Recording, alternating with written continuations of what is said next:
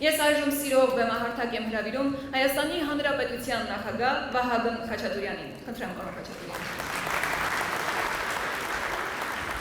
Սիրելի համալսարանականներ, Հայաստանի Հանրապետության կառավարության հարգարժան անդամներ, հարգարժան հյուրեր, տիկնակ եւ պարոնայք։ Ուրախությամբ ողջունում եմ Երևանի Պետական համալսարանի շրջանավարտների առաջին ֆորումի անցկացումը եւ հուսով եմ, որ այն նոր ավանդույթի մեկնարկ կդառնա։ Երևանի Պետական համալսարանը որպես Հայաստանի մայրբուհ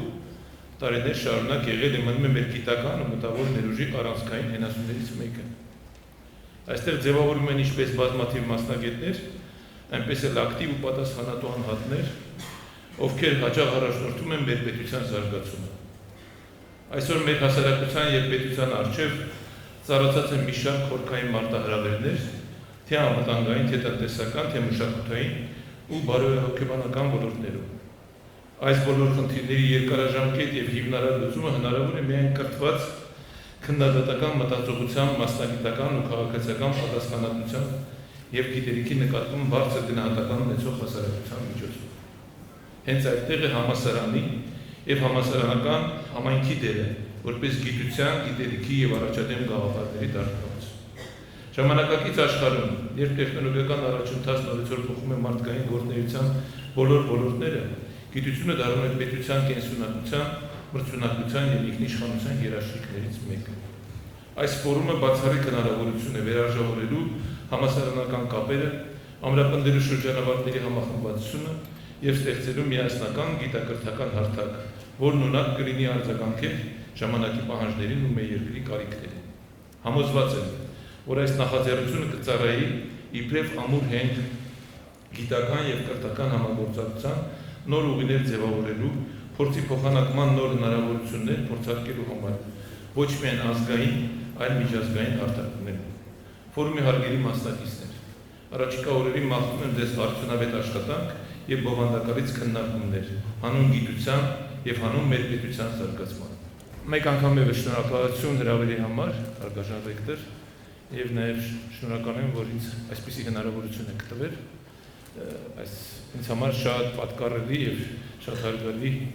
միջավայրում գտնվելու համար։ Ես ինքս համալսարանական չեմ, բայց դա որևիցե ձևով ինձ չի խանգարում, ասեմ, որ ես ձեզնից մեկն եմ, որովհետեւ իրականում իմ ամբողջ կյանքում ես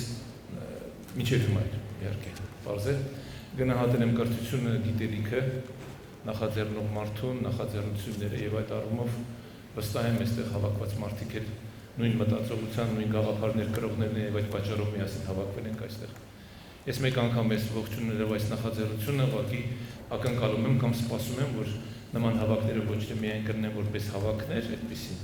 այլ նաեւ իրենց բովանդակությամբ այնպիսի մի հարթակ կլինեն, որտեղ քննարկվեն այսօրվա մեզ շատ հուզող հարցեր, որովհետեւ ի վերջո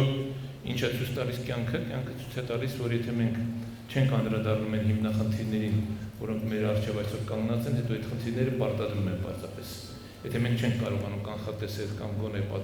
ապագայում տեսնել, թե ինչ կարող է լինել եւ ինչ պետք է մենք անենք, այդ խնդիրները մեր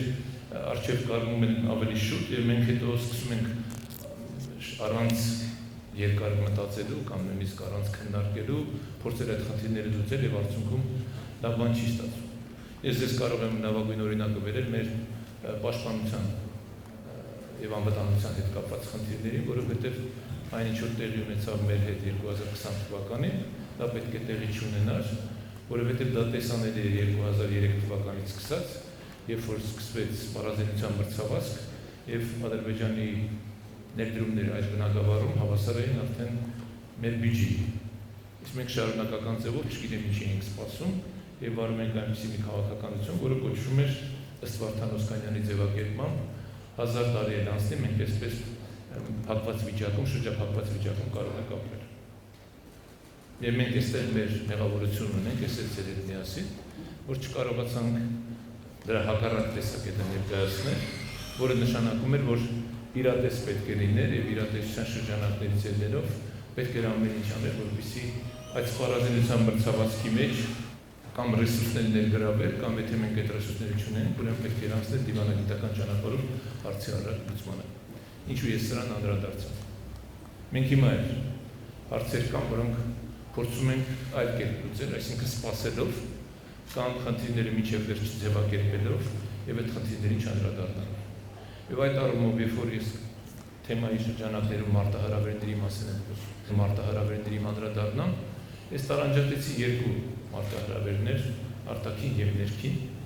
Արտաքին այն առումով, որ մենք բոլորս աշխարհում որպես մարդիկ ապրում ենք այնպիսի միջավայրում, որ այսպես թե այնպես աշխարհում տեղի ունեցող իրադարձությունները մեզ հետ կապում են։ Այդպես է այսօրվա աշխարհը։ Եվ եթե մի որևէ տեղ աշխարհում տեղի ունենում որևէ արտարոց երևույթ, կլինի տնտեսական, կլինի քաղաքական, կլինի բնապահպանական կամ եղանակային, մենք դրա ազդեցության տակ ենք։ Եվ այն ինչ որ հիմա մենք զուտ եղանակային պայմաններով վերջին 3 օրը մեր մոտ տեղի ունենում ենք, էլի պատրաստ չենք։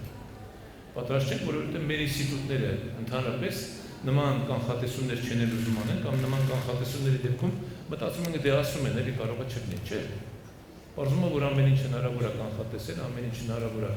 պատկերացնել, եւ պետք է ուղղակի դրա դեմ համապատասխան գործիքներ օգտագործել կամ համապատասխան միջոցառումներ ձեռնարկել։ Սա ընդհանրապես վերաբերում է ինստիտուտներին, որը մի առանձին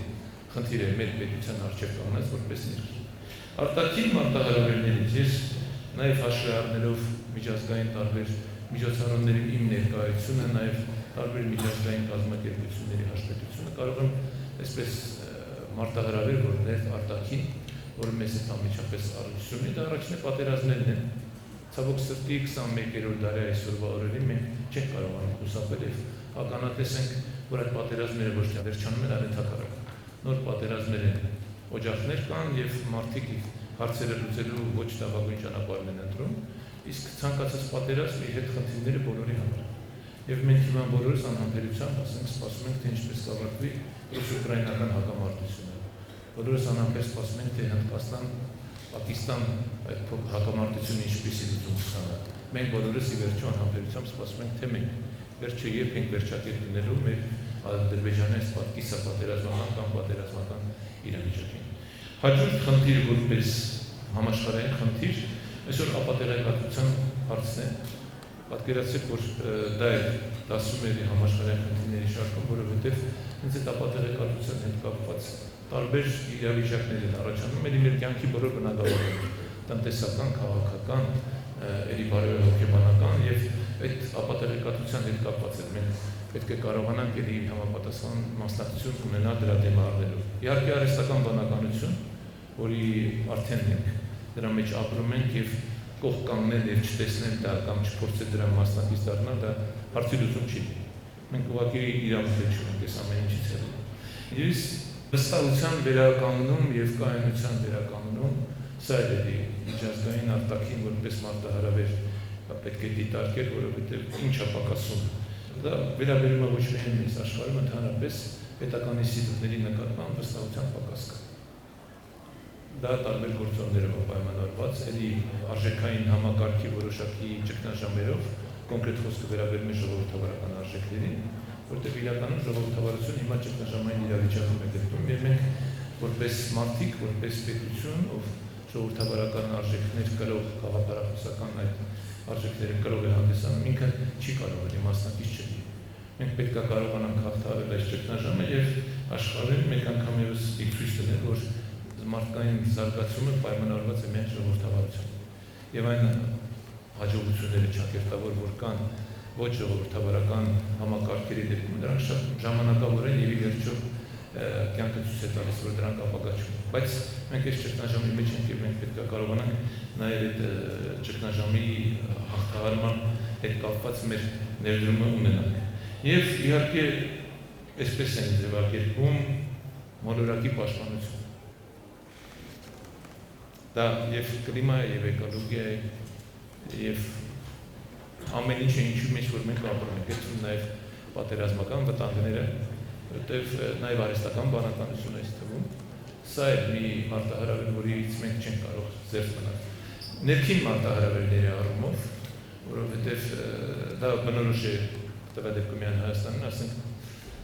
վերցրեք միայն դեպի ծով երկչունելու հանգամանքը, այդպիսի 34 երկիր կա աշխարհում, յուրահատուկ իրավիճակում ենք մենք հայտնվել ենք, բացի նրանից, որ դեպի ծով երկչունենք, նաև սահմանների սահմանափակություն ունենք ժողովրդագրական խնդիրներ, ունենք նյութական ռեսուրսների սահմանափակության խնդիրներ, ունենք պետական ինստիտուտների չկայացվածության խնդիրներ, ունենք ժառանգած վատ ավանդույթներ, հատկապես պետական կառավարման համակարգում, ունենք կոռուպցիայի հաղթահարման խնդիրներ, թեկուզ եւ այս բնագավառում ահռելի հաջողություններ ունենք, բայց դա չի կարող բավարարել մի այնպիսի երկրի, որ մենք ենք, որտեղ կոռուպցիան ինքը հենց ահռելի ռեսուրսների հատնում է, որի արդյունավետությունը ոչ մի անգամ որևիցե ձևով չի կարելի բացասական արդյունավետությունը գնահատել, բայց դրականը տեսանելի է։ Ես կարող եմ թվարկել իհարկե անհանդուրժողականությունը, որ մեր մոտ կա, որը մենք պետք է հաղթահարենք։ Ես կարող եմ այդ շրջանակներում նաև նշել, որ մենք հայտնվել ենք տնտեսական առումով մի այնպիսի իրավիճակում, երբ որ դասական կամ մեզ համար մեզ հայտնի շատ տնտեսական գործիքներ այլևս չեն կարողանում իրենց ազդեցություն ունենալ, թեկուզ եւ սա համաշխարհային խնդիր է, հատկապես COVID-ից հետո ինֆլյացիայի դեմ պայքարի այն գործիքակազմը, որ կար տրադիցիոն, որ կիրառվում էր կենտրոնական բանկերի կողմից, հաստորեն այսօր մինչև հիմա իրենց ազդեցությունը չեն ունենում, որովհետև պարզվում է, որ միայն դրանով չի պայմանավորված այդ ինֆլյացիան, օրինակ հիմա տնտեսական պատերազմների պայմաններում ինչքան է դուք այդ գործիքները օգտագործեք, այդ սահմանափակումները, որոնք փորձում ենք կիրառել հատկապես ներկա ժամանակաշրջանում, հովանավորչական այդ քաղաքականության դեպքում, դա համարյա անհնար է դառնում, բայց բոլոր դեպքերում բոլորիս անհանգստացնող խնդիր է եւ մենք մի հետաքրքիր նաեւ իրավիճակում ենք հայտնվել, մի երկիր ենք, որ արդեն միջին եկամուտ ունեցող մեկ շնչին ընկնող համակարգի ներքին արդյունքով միջին եկամուտ ունեցող երկիր չենք այլևս կամ ավելի շուտ այդ երկրների ցանկում են գտնում, որտեղ մենք դրանից բարձր ենք եւ այդտեղ լրջագույն խնդիրների առջև ենք կանգնում, որոնցից մեկը աղքատությունն է, հաղթահարման խնդիրը, երկրորդը սոցիալական այն ծախսերը, որոնք այսօր կան եւ պետք է ծախսերի տակից շատ փորձել դուրս գալ, բայց դրա համար հարկավոր է ների նոր գործիքակազմ, որպեսզի կարողանանք տնտեսության աճ ապահովել, այդտեղ կրթության խնդիր, առողջապահության խնդիրներ եւ այս ամեն ինչը ներկայացնելով ես նաեւ պարտավոր եմ կամ ինքս պատկերացնում եմ, որ լուծումների մասին նաեւ պետք է խոսել, որովհետեւ մարտահրավերների մասին խոսելը էլի կարելի է որոշակի գիտելիքի դեպքում ներկայացնել, բայց ավելի կարևոր է կարծում եմ ներկայացնել այն ճանապարհը, որով մենք պետք է հաղթենք, եւ այդ ճանապարհը մեկն է։ Գիտելիքն է, կրթությունը։ Այդ ճանապարհ չկա։ Ինչքան էլ ուզեք փորձեք առավելերս մեր դեպքում այլ ռեսուրսներ գտնել, որի միջոցով մենք կարող ենք եւ մեր կենսամակարդակը բարձրացնել, եւ մեր առօրյա խնդիրները լուծել, եւ անվտանգային համակարգերը պատշաճ վիճակում պահել, պաշտպանություն եւ մնացածը, որ կրթություն, գիտություն։ Եվ ինչ կա այսօր իրականում մեր մոտ։ Երբ որ թվերին ենք նայում, իհարկե շատ տպավորություն է թվեր։ Համարյա եւ կրթության բնագավառում եւ գիտության բնագավառում վերջին 6 տարիների ընթացքում կրկնակի աճ։ Եվ այն խնդիրները, որոնք դրված են այսօր գիտության եւ կրթության առջև, դրանք կարողանում են հաջողությամբ լուծել, բայց միաժամանակ նաեւ նոր խնդիրներ են ի հայտ գալիս, որովհետեւ մենք ըստ էության տարիներ շարունակ կրթական համակարգի բարեփոխումների իմիտացիա ենք արել։ Խոսքը վերաբերում է հատկապես հանրակրթությանը։ Մի մեծ սխալ ենք թույլ տվել, հանրակրթության բնագավառում մենք քաղաքական ինստիտուտ ենք որպես դիտարկել, եւ այդ քաղաքական ինստիտուտը որպես այդպեսին ենք իրանցել նաեւ պահանջել արդյունքներով ստացել ենք այն ինչ-որ չունենք որակյալ կրթություն հանրակրթության բնագավառում, չունենք որակյալ մասնագետներ, ովքեր որակյալ աշակերտներ կդարձիրակեն, եւ այս շղթան շարունակումը նաեւ բարձրագույն կրթական համակարգում, ես կարող եմ ուրախությամբ նշել, որ ամենայն դեպս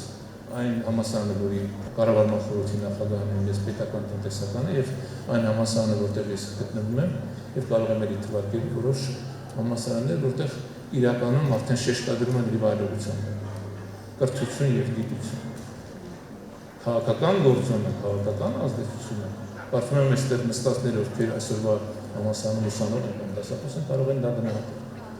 Որտեւ երբ որ այդ ինստիտուտները քաղաքականացնում են, այն հիմնական խնդիրը մոռացում են։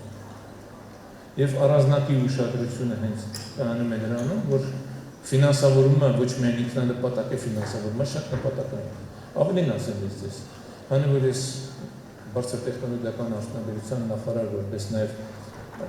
առնչություն ունեի ռազմաարդյունաբերության հետ, այս ռազմաարդյունաբերությունը ինքը նաև գիտատեխնիկական նորամուծություններ, նոր տեխնոլոգիաներ պատեցում,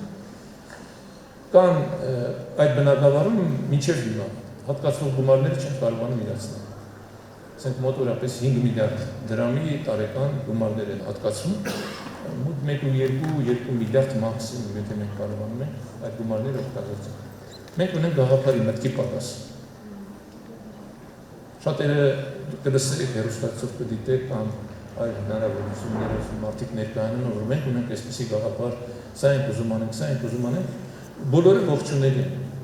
Ես վստահ եմ չի կարող մեկը պնդել մինչև վերջ, որ ինքը ունեցել է այդպիսի մի առաջադեմ գաղափար, եւ պետությունը իրեն հնարավորություն չի տվել։ Այն բնակավարը, որի մասին որ ես խոսում եմ, ես կարող եմ վստահությամբ ասել, որ չկա այդպիսի բան։ Մենք ունենք դրա պակասը։ Մենք ունենք այդ մտքի այդ գաղափարի պակասը։ Մենք ունենք այդ բնակավարում զգալի հաջողություններ, ես կարող եմ ասել։ Գիտեք, ամեն ինչ միանգամից չի լինելու։ Աշխատանքային պայմանները կամ այլ հնարավորություններ, բայց այն մաքսիմումը, որ այսօր թույլ է տալի բյուջեն, որ արվում է, դա արդեն նկատելի է, թեկուզ եւ սարքավորումների ձեռքբերման առումով, թեկուզ եւ ֆինանսավորման առումով, այդ թվում նաեւ աշխատավարձերի բարձրացման առումով, այդ թվում նաեւ համապատասխան աշխատանքային պայմանների ստեղծման առումով, դրանք տեսանելի են եւ դրանք հաստատագրված են։ Դրանք բավարար են, մեզ ոչ, որտեղ մեր խնդիրը մի քիչ այլ է։ Մենք ժամանակի մեջ խնդիր ունենք։ Մենք արագ շարժվելու եւ շուտ արդյունք հասնելու խնդիր ունենք։ Սա ամենակարևոր մարտահրավերն է, որ մենք միասին պետք է կարողանանք լուծել։ Եվ նաև պետության առաջ խնդիր դնելու, խնդիրը ձևակերպելու։ Սա շատ կարևոր է միջավայրում։ Սա կարևորագույն մարտահրավերներից է, եւ միայն չի վերաբերում կրթությանը, գիտությանը։ Ընդհանրապես ցանկացած խնդրի, որը պետության առջև կանգնած, այդ խնդրի ձևակերպման խնդիր կա։ Համապատասխան գիտելիքի պակասության պատճառով այդ խնդիրը չի ձևակերպում այնպես, որը նաև անկարելի կլինի կամ ընդունելի կամ իրականանալի։ Գիտության մեջ առավելևս մենք հաջողություններ արձանագրել ենք գիտության եւ բարձրագույն կրթության կոմիտեի կողմից այդ տեղեկանքն տրվել, ես եմ խնդրել հատկապես հոդվածների տպագրելու առումով միջազգային համապատասխան այդ ստանդարտերում, սկոպուս եւ մնացածներում հաճախ է անհամեմատ։ Երկրորդ բանը, որ ես ուշադրություն եմ դարձրել, մի հետաքրքիր վերլուծություն կար գիտության մեջ երիտասարդների ներգրավվածության առումով եւ վերջին տարիներին պետք է արձանագրել որպես դրական երևույթ, դա իմիջիալից վերլուծություն ոչ թե պետական ինստիտուտների կողմից է կատարվել, այլ մասնավոր կառույցի Infocom եւ ես կարդացել, այդտեղ երիտասարդների թիվն է մեծացել։ Գիտությունն ավելի երիտասարդացել։ Եվ երբ որ այս մեկնաբանությունը ես արեցի, ակադեմիային ինձ ասում, գիտեք, այն ուսանողներին, ովքեր որ մասնակցել են այդ աշխատանքներին, իրենց են այդ ցուցակում ներկայացնում, բայց պետք է անեն, բայց ինչի՞ պետք է ուսանող առաջին կուրսից գիտական աշխատանքների մեջ չներգրավվի։ Բայց ինչ խնդիր կա։ Եվ ով ասես, որ ուսանողը պետք է անպայման 4 տարի սովորի կամ 2 տարի հետո նոր սկսի հոդվածներ գրել, ոչ այդպես չի։ Ինքը այդ գիտական խմբի մեջ պետք է ներգրավվի եւ այդ մասնակցությունը ունենա։ Եվ ամենակարևորը, որ այդ խնդիրը ոնց որ թե սերնդափոխության առումով հիմա ավելի տեսանելի է եւ լուծման ճանապարհներն են տեսանելի եւ կիրառելի եւ պետք է այս շարունակել նաեւ ձեր օգնությամբ։ Հատկապես համասարանի այսօրվա քաղաքականության մեջ վարվող կրթության եւ գիտության։ Մի կարևոր խնդիր կա, որը մենք փորձում ենք նաեւ հասկանալ եւ լուծման ձևեր գտնել, որը տարբեր տեղերում քննադատության առաջանում իրեք գիտության եւ իրարական գիտության, այսպես ասեմ, իրար մոտեցնել եւ իրար հետ կապել։ Մենք ուզում ենք ունենալ երկիր, որը հիմնված կլինի բարձր տեխնոլոգիական տնտեսություն։ Ես այսպես եմ ձևակերպում տալիս։ Այդպես է պատկերացնում։ Մենք այլ ձևով չենք կարող մեր նյութական ռեսուրսները օգտագործել։ Մենք չենք կարող ունենալ գյուղատնտեսություն, որտեղ ժամանակակից բարձր տեխնոլոգիաներ չեն օգտագործվում։ Մենք չենք կարող ունենալ առողջապահություն, որտեղ ժամանակակից բարձր տեխնոլոգիաներ չեն օգտագործվում։ Մենք չենք կարող ունենալ կրթություն եւ գիտություն, որտեղ ժամանակակից բարձր տեխնոլոգիաներ չեն կիրառվում։ Եվ ընդհանրապես տնտեսության մեջ չենք կարող բնակավար ունենալ, որը դրանք են օգտագործում։ Մարդիկ շատ դեպքերում ընդդիմանում են, որը հասկանալի է։ Բայց այդ ընդդիմանալը չի նշանակում, որ պետք է դրանից հրաժարվել։ Պետք է հետևողական այդ աշխատանքը կատարել։ Սա մարտահրավեր է, որը մեր առջև կա, եւ մենք այդ մարտահրավերը պետք է հաղթահարենք։ Մենք պետք է սովորենք, որ այսօրվա արտադրանքը, այսօրվա ծառայությունը որը մատուցումը հանրությանը քաղաքացիներին կամ աշխարհում ներկայացումը, դա միայն եւ միայն բարձր տեխնոլոգիական հենքի վրա պետք է լինի։ Իսկ դա իր մեջ գիտելիք եւ կրթություն է։ Հիմա մենք պետք է կարողանանք այդ ամենը իրարական նպատակներով օգտագործել։ Հաջորդը ես որպես մարտահրավեր իհարկե պատերազմն է։ Այն ինչ որ անում այսօրվա կառավարությունը, այն ինչ որ անում այսօրվա իշխանությունը նաև ես, մի միտում ունի։ Ի վերջո ընդունել որպես փաստ հարևանների գոյությունը, որպես այդպեսին իրենք կան, իրենց հետ համատեղ բարեդրացական հարաբերություն ունենալու գործում։ Համոզված եմ դուք բոլորդ, մենք բոլորս ես ձեր հետ միասին կենցաղում դրանում ենք առաջնորդվում։ Մենք աշխատում ենք մեր հարևանների հետ խնդիրներ չունենալ։ Ոչ մի բանով դա պակաս չի գործում պետական մակարդակով։ Մեր կարողությունները մենք ամեն ինչ պետք է անենք մի օր առաջ պատերազմական, կիսապատերազմական այս իրավիճակը վերացնենք։ Դա չի նշանակում, որ մենք ուշադրություն պետք չէ դարձնենք պաշտպանությանը, անվտանգությանը եւ այլն, չէ։ Այդ ուղղությամբ աղրելի աշխատանք կատարվում։ Միշտ մարտահրավերը աղքատության վերացում։ Անընդհատ մտածել եմ այդ ուղղությամբ, դեռևս 2000-ականների, երբ որ առաջին անգամ կառավարությունը հրապարակեց աղքատության դեմ պայքարի ռազմավարություն։ Ամբողջ ռազմավարության իմաստը որն էր։ Մենք մարդկանց թոշակները կավելացնենք, սոցիալական նպաստները կավելացնենք, աղքատությունը կվերանա։ Չի վերացել ու չի վերանա։ Այդ մտածողություն չի աշխատում։ Աղքատության վերացումը միայն կրթության մեջ։ Կրթված նախաձեռնող մարդը աղքատ չի կարող լինել։ Սա փաստ է։ Մենք առանձնակի ուշադրություն չենք դարձնում։ Մենք հիմա ասում ենք, որ նվազագույն աշխատավարձը բարձրացնենք, նվազագույն կենսաթոշակը բարձրացնենք, էլի տպավորիչ թվեր են։ Բայց հետո աղքատությունն էլի մոտորապես 24%։ Պաշտոնական հայտարարված մասն։ Գործազրկությունը 12%։ Միակ բացատրությունը դա է, որովհետև երբ որ նայում ենք նաև կրթական համակարգության միջները, այստեղ մենք խնդիր ունենք կրթության հասանելիության, հատկապես գյուղական բնակավայրերում։ Մենք այդ հնարավորությունները որպես պետություն չենք տվել։ Եվ մարդիկ գերադասել են ոչ թե կրթվել, այլ գերադասել են կրթություն չունենալով անցնել աշխատանքի, որն էլ ի վերջո բերում է աղքատության։ Մեր նախաձեռնությունը, մեր միտքը, մեր կարողությունը միայն կրթվելու միջոցով մենք կարող ենք դրսևորել։ Հակառակ դեպքում մենք անընդհատ այդ վատ ցիկլի մեջ ենք լինելու։ Փորձելու ենք հաղթահարել աղքատությունը, գումարներ ենք հատկացնելու այդ նպատակներով եւ ելի մնալու ենք աղքատ։ Լավագույն օրինակը մեզ համար երկրաշարժի հետևանքների հաղթահարման քաղաքականությունն է սոցիալական ծրագրերով։ Հիշում եք բոլորդ ինչ որ ձևով առաջված կլինի։ Մարդկանց դա սովորեցրեց չաշխատել։ Մարդիկ ոչ թե մտածում էին աշխատել, այլ սպասում են այդ նպաստների, այդ գումարների։ Դրա հաշվի չառները բերեց նրան, որ մենք մինչև հիմա դեռևս, ասենք Գյումրիին պետք է դեռևս բնակարանային հաստատենք, դա պատկերացրեք։ 88 թիվ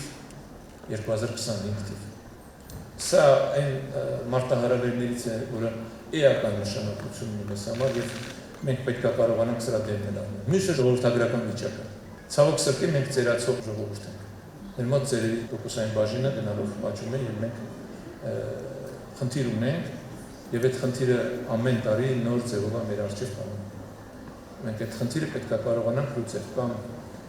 պարզապես խրախուսելով երիտասարդներին ավելի շատ երեխան ունենալ, կամ երկրորդ այնպիսի պայմաններ ստեղծել, որպեսզի կարողանանք մենք նոր աշխատատեղեր ունենալ եւ այդ նոր աշխատատեղերի շնորհիվ որպեսզի կարողանանք ապահովել այդ կենսաթոշակային մարդկանց գոնե նվազագույն պայմանները։ Մենք ունենք 780,000 աշխատող, մենք ունենք 450,000-ից 500,000 թոշակառու։ Ես հիշում եմ, երբ որ մեզ էին դասախոսություն կարդում, ասում են մեկ թոշակառուն 3 աշխատող։ Հիմա մեկին 1.5։ Այսինքն սա հերթական արտահրավերն է։ Եվ մենք եթե չենք կարողանում այդ խնդիրը լուծել, մեր զարգացման պոտենցիալը եւ զարգացման հնարավորությունները սահմանափակվում են։ Լուծման ձևը էլի կրթության մեջ եւ հատկապես կրթվածության մեջ։ Եվ ամփոփելով խոսքս, ընդունելով բոլոր այն մարտահրավերները, որ կան, որոնցից չենք կարող խուսափել։ Ընդունելով այդ մարտահրավերների հաղթահարման պահանջը, մենք պարտավոր ենք գտնել բոլոր մարտահրավերները հաղթահարելու լուծումներ։ Իհարկե սահմաններով առաջնահերթություններ։ Ինքս անձամբ եւ կառավարության ծրագրերում դա հստակ անցնում է բարմի գծով, ինչպես բոլոր այս ասում ենք, օգտագործում են հաղթահարման ձեր կրթությունը եւ գիտությունը, այսինքն բոլոր այն մարդիկ, ովքեր որ նստած են այստեղ, ես էլ ձեր հետ միասին, մենք խնդիր ունենք մեր հասարակությանը, մեր երիտասարդ սերունդին կրթելու, գիտելիք փոխանցելու, նախաձեռնող դարձնելու, որովհետեւ եթե մենք սա չենք անում, շատ կներենք 21-րդ դարը, որ ասում են մերն արինելու չի լինելու։ 21-րդ դարը իսկապես մերը կլինի, եթե մենք կարողանանք շարունակական առանց կանգնելու, առանց նեղվելու, առանց որևիցե այլ նկատառումներ հաշվի առնելու զբաղվենք մեր գործով։ Եվ ես ձեզ հաջողություններ եմ մաղթում, վստահ եմ, որ դուք իրականում են մարդիկ եք, ովքեր որ հենց այս գաղափարներով են առաջնորդվում եւ իրենց աշխատանքային գործունեության մեջ, իրենց գիտական գործունեության մեջ, իրենց կրթական գործունեության մեջ արժեքներ են կրում, որոնք միտված են ապագա Հայաստանը ուժեղ, կայացած ժողովրդավարական տեսնելու մեջ։ Շնորհակալություն։